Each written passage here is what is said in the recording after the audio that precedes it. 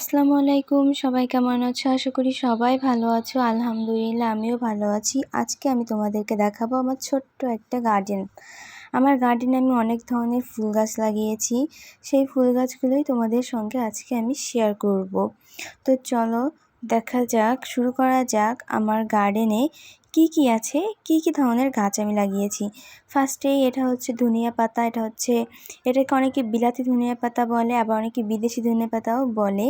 তার ভিতরে আবার কি যেন একটা ছোট্ট লতা পাতা যে দেখা যাচ্ছে, ধনিয়া পাতা গাছ। এরপরে এই গাছটার নাম আসলে আমি বলতে পারবো না, তবে গাছটা খুবই সুন্দর। মাঝে মাঝে গাছের থেকে একটা শিকড়ের মতো ফুলও বের হয়। এরপরেই চলে আসি, এটা হচ্ছে ঝাউ গাছ।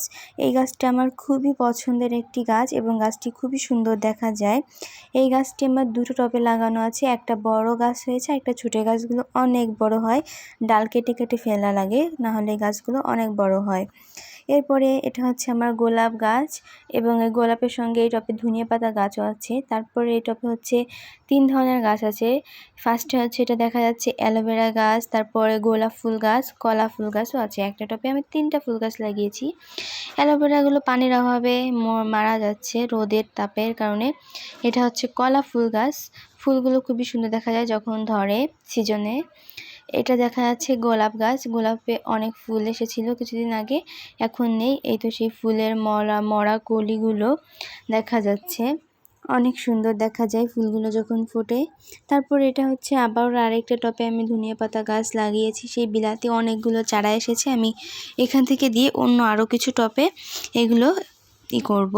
এরপরে এটা হচ্ছে, এটার নাম এটা জানি না, এটা হচ্ছে বাইরের দেশের ফুল, কারণ এটা হচ্ছে এক এক সময় এক এক রকম ধারণ করে।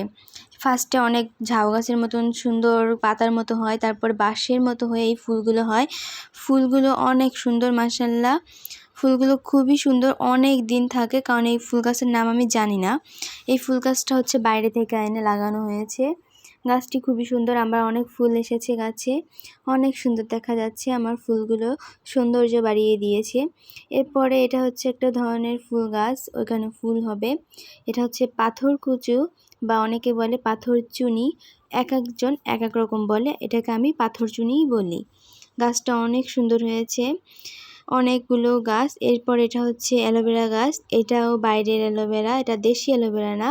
অ্যালোভেরাগুলো খুবই সুন্দর, এটা চুলে ইউজ করা যায় এবং শরবতও খাওয়া যায়। তারপর এটা হচ্ছে টাইম ফুল গাছ। টাইম ফুল গাছগুলো আসলে মারা যাচ্ছে প্রচুর রোদের তাপের কারণে আর গরম পড়ার কারণে গাছগুলো আমার মারা যাচ্ছে।